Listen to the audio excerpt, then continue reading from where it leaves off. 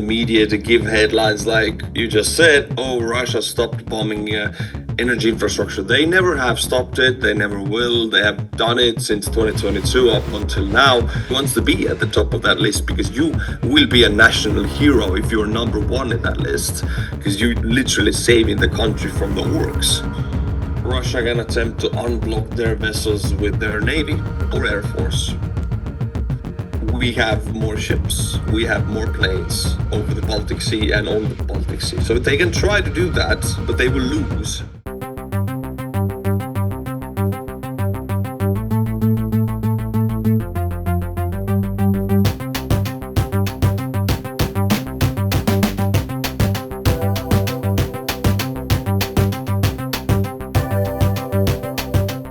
Hello everyone, my name is Alex, and if I go in live from the gym right now, it means today I'm joined by a guest who I very associate with the gym and healthy lifestyle and discipline. Very special, interesting guest, YouTube creator, Estonian reserve soldier and author Artur Rehi.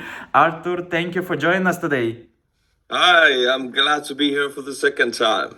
Yesterday, Zelensky announced that the enemy is preparing a new strike, and in this morning, Russian Telegram channels are reporting that Russia has supposedly stopped strikes on Ukraine's energy infrastructure. Do you think this is a real result of secret arrangements in Abu Dhabi, or just a bluff? And is it likely they will resume shelling?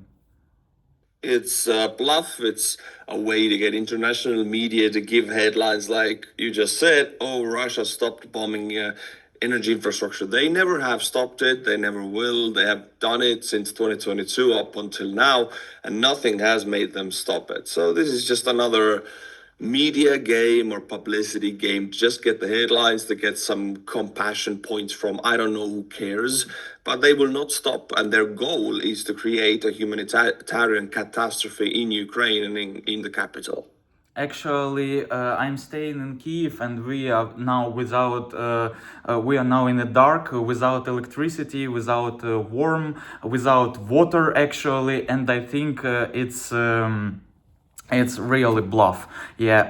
How would you assess the announced round of Ukraine-Russia's negotiations scheduled for Sunday? And do you believe these talks have any real weight in potential to change the dynamics of the ground? No, the end of this war will be decided with weapons and with manpower, with armies on the battlefields or deep strikes within Russia, but definitely not diplomatic way. This war will not end because of some negotiations. Russians have never held true to any agreements, and I can say that because we have that history with them. We Estonians have had many agreements with Russians that they just don't really care much about them. As soon as the signature is on the paper, they can do whatever they want. So to have Russia do what you want, you need to have a strong army. You need to destroy their army as bluntly as I can take it, or as I can put it. And that's what Ukraine is doing. So my answer is no. I think negotiations, Ukraine is playing along with them because that's the necessity. You have to do that on international scale.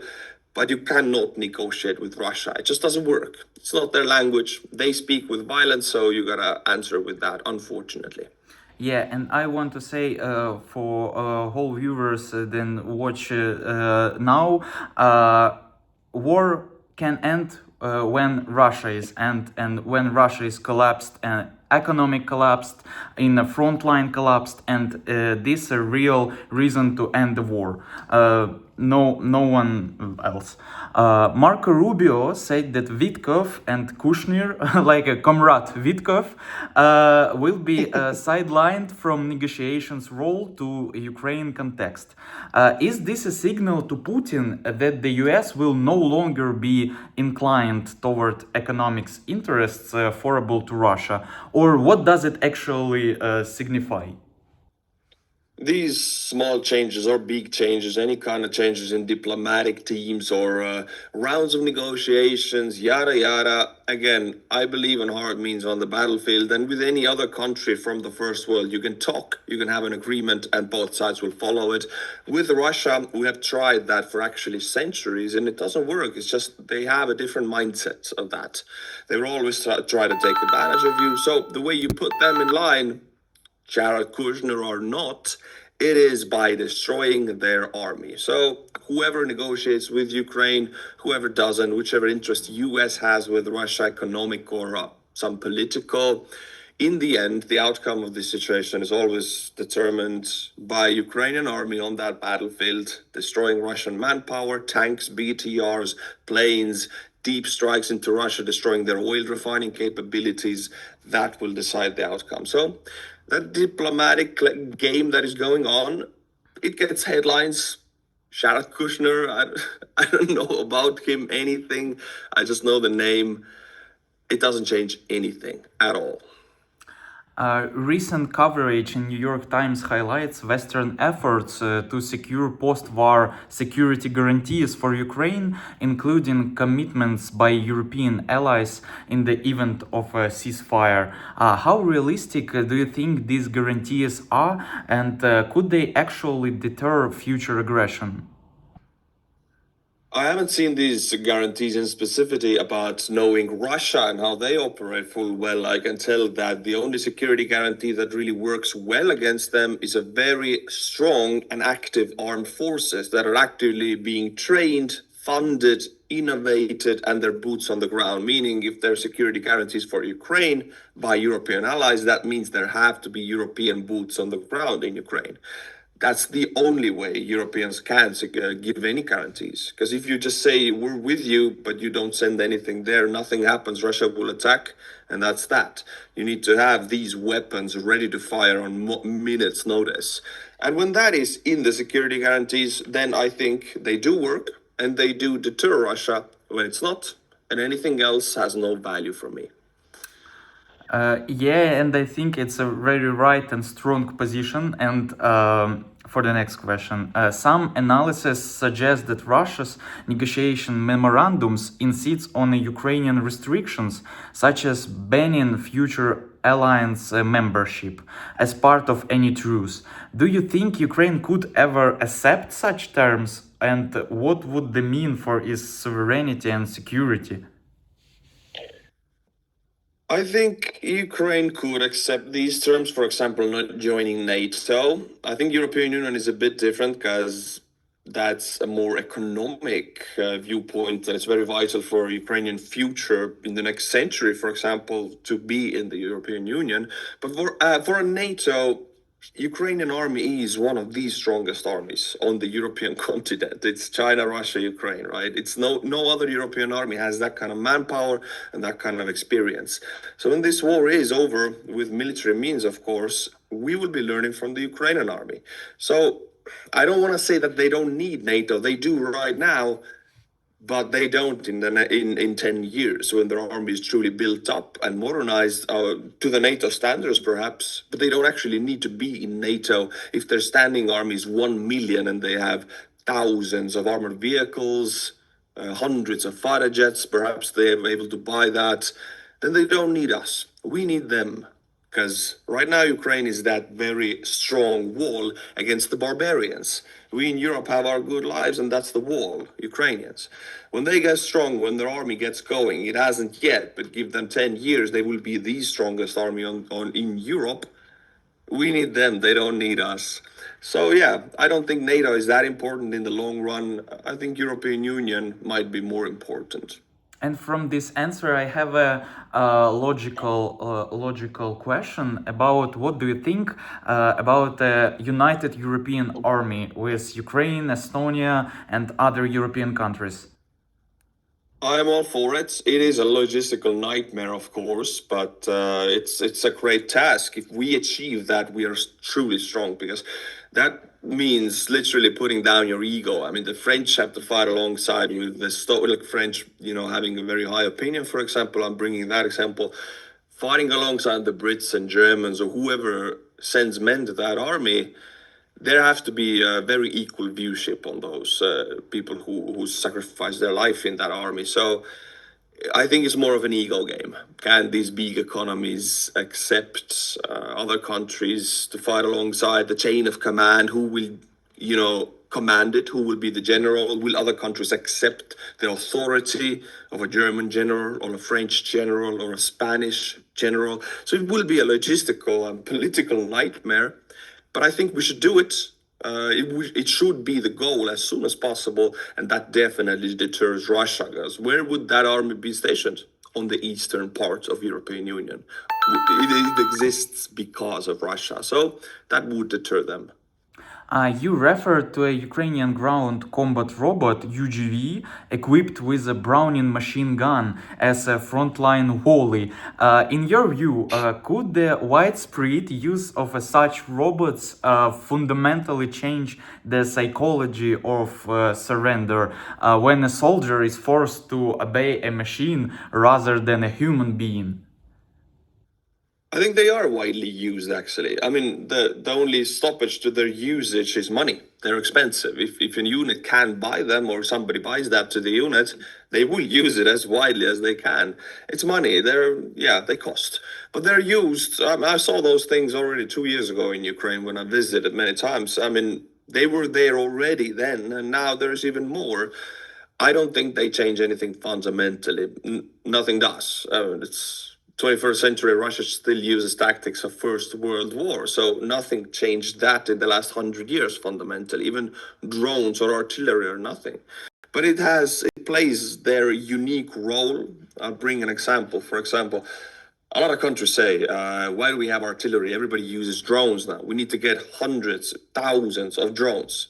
Well, if you know anything about how artillery works and what it gives to the battlefield, you can never replace it. You can add drones to it, like you can never replace infantry. It's not possible. In the next 100 years, I'm going to call it, there will not be a war without infantry and only drones. Or only UGV. So my answer is no, it doesn't change anything fundamentally, but it is a force multiplier for the Ukrainian side. You mentioned Ukraine's electronic bonus system for soldiers, where points earned for destroying enemy equipment can be exchanged for a new gear or drones. Do you see this kind of game field incentive model as the most effective approach for modern armies worldwide? I'm not even going to pretend that I could lead any army more efficiently. I think Ukrainians are one of the most efficient, innovative armies. So, me as a bystander, I would say yes, definitely. I think it's very efficient, very innovative, and I'm just in awe of how they do things. No other army in the world has initiated such point system. Yes, armies have pay systems that if you destroy enemy capabilities, you get more money. But these points are even more, how should I say, maneuverable. You can change them for city permits, to see your family, for vacations, for rotations, or for just money, as in gear and weapons and ammunition. So it gives you even more flexibility than just money.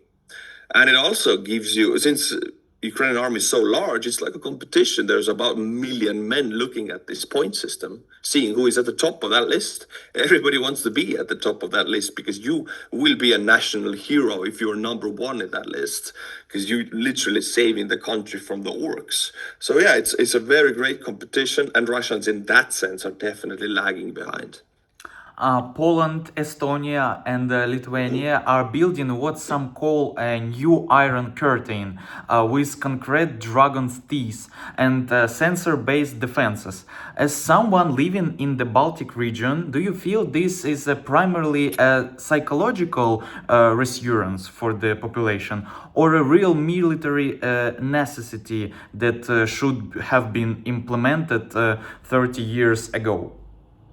This is a very good question. I will start with a round. I mean, I see comments of people saying, yeah, You remember what happened to the Maginot Line, World War One or World War Two, both World Wars. Germany just went around. Statical defenses don't work. These people don't understand anything about warfare. Yes, it is about maneuver warfare. It always is about initiative and reaction, but you need those static defenses to guide the enemy into some kind of area, into some kind of predictability.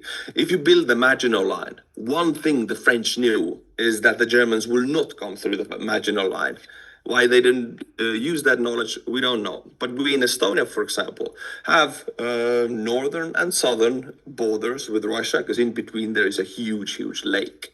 So we know they can try to cross that lake, but it's really difficult and it will be quite easy for us to stop them there. So they probably will take the land routes.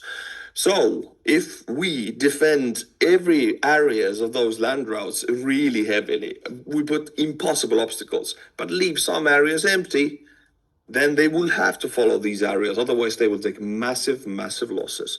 So statical defenses have very much a place in 21st century as much as maneuver warfare. It's very important. So these dragon's teeth you mentioned, they are placed on many, many roads, every crossing. They actually make armored crossings, border crossings, impossible. They are possible if you remove the dragon's teeth, if you blow them up. That takes time, that takes equipment, takes a lot of manpower, tools, explosives. They can do that, but by the time they've blown them up or moved them away, we have fire missions on that exact coordinate. We have Air Force up in the air. Finnish Gulf is filled with allied ships. So all of that is designed to guide the enemy in a certain kill box, waste their time, so we can initiate our steps on eliminating them while they're working with the statical defenses. So yeah, I have answered to these things trigger me sometimes. I see these comments that infantry is so obsolete and artillery is obsolete and tanks are obsolete because of drones, yada yada, and statical defenses are obsolete. These people have played too much Call of Duty. They're not obsolete. They're very, very important in every army nowadays. Yes. About Russian Shadow Fleet, 14 countries have agreed to detain Russian oil tankers in the Baltic Sea. In your opinion, could this become a flashpoint for direct confrontation if Russia's attempt to forcefully unblock its vessels? Russia can attempt to unblock their vessels with their navy or air force. We have more ships, we have more planes over the Baltic Sea and on the Baltic Sea. So they can try to do that, but they will lose. They always knew they will lose a direct war with NATO. It has always been a reality and it always will be, because they just cannot match the numbers of sheer fighter numbers or sheer military vessels on the Baltic Sea. So yeah, they can do that, but they will lose it. They know it. That's why they haven't done it. I would love to see them try. They always lose. You cited data showing that antidepressant sales in Russia have increased by very, very big percents during the years of war. And why do you think Russians are choosing pills or alcohol instead of active resistance against a regime that is clearly driving them into this depression? That's again very difficult question, because alcohol consumption in Russia has always been, how do I say, culturally appropriated. It's almost state designed to do that. Ever since Ivan the Terrible, who had the monopoly of producing vodka, peasants were pretty much forced to become alcoholics, and that has been for that 500 years or centuries. It's part of that culture. So when you have tough times in Russia, it is culturally a norm not to really talk about that so much, but just to drink, because that helps for a short amount of time. So the fact that people actually are taking antidepressants, which is, it's so much easier to just take a shot in Russia culturally than take antidepressants, which is more, I think, from the West into Russia. I don't know why. I'm myself and I'm on antidepressants. What it forced me to do is go to psychiatry, get that diagnosis, even visit psychologists many, many times. I don't see the Russians really doing that in that culture. So if that number is on the rise, either the internal tension is getting so large that they're seeking for other means than alcohol, or they're seeking additional means even to drink and to take some pills. I don't know. I don't think it's part of a nation getting well. I think it just shows the cracks inside. The internal tension is just heightening. I think it's that. Russians orcs don't need a psychologist, they only need boярышник or vodka, yes. And how do you explain the phenomenon of the Russian Cybertruck that turned out to be a Chinese van covered in metal panels? Is this simply corruption or a deeper desire to appear as a technological power that Russia is not? Both things, honestly. They are really corrupt, and also they really wanted ever since Peter the First, who built St. Petersburg, they wanted to be European. They never were, and Putin's very salty about that. So now they're fighting against all of that, but secretly inside, they want to be able to have these capabilities. They want to be looked at as a technologically advanced nation. Yeah, that's that's 15,000 Chinese electric van that they put some Cybertruck panels on and sell it for $70,000. One, it's a way to get money from Russians who buy it. It's a garbage. But number two, it's to the untrained eye, it might look like they're a technology nation, which they're not. And I guess for them, it's just fun to do. But when talking about Tesla and Cybertrucks and Elon Musk, I will never pass on opportunity to say how much I despise them all. Elon Musk, Tesla, and everything they both stand for. And that is a big risk for me. You know, I'm antagonizing some of my audience. I know they drive Teslas, but I just cannot. I hate that car brand to the bone. About frontline Coca-Cola. What is so-called frontline Coca-Cola, and what does it reveal about the state of supply in the Russian army? Soldiers reportedly use this term for dirty puddle war. They are forced to drink and filtering in through a filthy sock or a gauze bandage. What does it mean? I mean, it tells us so many things. Number one being that before snow came to the ground, it was just Rasputitsa, the mud and rain season. So they had no clear drinking water. That means Russian logistic for the assault troops doesn't work or is never intended to work because they're one-time, they're expendables. They're there to die. It says that. Then they have to get water from muddy puddles, and they only have they don't have any kind of filter, so they put the sock on top of it and drink this muddy water through the sock, so it becomes a little bit lighter. But all of these bacteria and amoeba, the brain-eating, flesh-eating bacteria, whatever is in that water, gets to them, and before they can get the bloody diarrhea, they probably will die of Ukrainian drones. But if they would have time, about 2 weeks there, they would get the bloody diarrhea. So it just shows us that the logistics is horrible, and Russians don't care at all about their assault infantry, which is a very, very big, heavy lifter of any army, but they don't care about it. Why do Russian troops use roofless Ural trucks for assault operations, and you sarcastically describe them as a convertible where the 10 soldiers became an easy target for a single Ukrainian drone strike? What does this say about Russian tactics and command culture?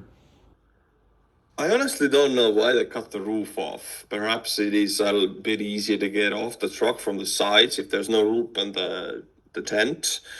But yeah, there was about 10 Russian soldiers in one Ural truck with the roof cut off, and you could get them with a bigger explosive drone. One drone, 10 soldiers. I think that would be the record, actually. For any Ukrainian drone operator who does that, I think he will get a new gear, he will get rotations, he will get to see the daughter and everything. That's a good day for him. Very bad day for these 10 troops. Honestly, don't know why they're doing it. Perhaps because you can just get off the truck faster, but there's no logical answer to it. About the Flamingo missile, what do we know about the Flamingo missile? The Ukrainian precision weapon reportedly struck a factory in Belgorod, production components for Su-34, Su-35 and the Su-57 aircraft. And how significant is the strike from a military-industrial perspective? The strike is significant. Russian air force is losing planes even without Ukrainian strikes. They just sometimes fall out of the sky, quite often once a month. But this strike takes away Russian capabilities of repairing some of the newer planes, and they struggle with maintenance as they do because of their whichever work culture they have. And now the factory has been taken out of order, so it makes things even harder. If you know anything about fighter jets or planes in general, they need a ton of maintenance per flight hour. Western nations do that and pay the price for it. Russians really don't sometimes, and sometimes they just fly less because of it, because they don't want to maintain. Well, now they cannot maintain certain platforms anymore, meaning in the next few years, these planes, Su-30s, something, for example, we will see some of them malfunction up in the air and fly down, and we'll get even more news of Russian planes falling and a turn of flight to those pilots. Flamingo missile is, people might say, oh, it's game changer. No, it's not a game changer, but it definitely is an incredible weapon platform. It's so massive. The media coverage it has gotten is almost more than it's worth. It has gotten such an explosive coverage because of the name and look, and it's pink and everything. The psychological damage it has done to Russians is even worse than the missile has done itself. Ukraine has used it for like 8-10 times altogether. But I know at some point every media outlet was talking about it in the West, and you cannot buy that with money. You have to have a great missile with a great name and a great color, and Russians will read those headlines, and that will frighten them. And that's the goal. That's the goal of it. Today in our program we have a truly special guest, Estonian reserve soldier, author and YouTube content creator Artur Rehi. Artur, please, before we stop, can you show us 8 missions in Ukraine? Yes, I can. Book right here. And you can buy it by the link here and here, and please check the Ray store. It's very, very important for us. Okay, thank you so much, Artur, for your time, for your attention, and for your brilliant thoughts, brilliant analysis, and for your work to stronger Europe, stronger Ukraine. Together we are stronger. Yes, and hold on there without electricity and water. Do you get it 1 hour a day now or 2? Without electricity? Without electricity, I think we have 8 hours now, and we have only not so much time for recording the interviews, but we still record, we still stay safe and still working on it. But everything will change. Everything will change in time, and Russia will lose. Thank you so much, Artur. Yes. Stay strong, my friends. Yeah.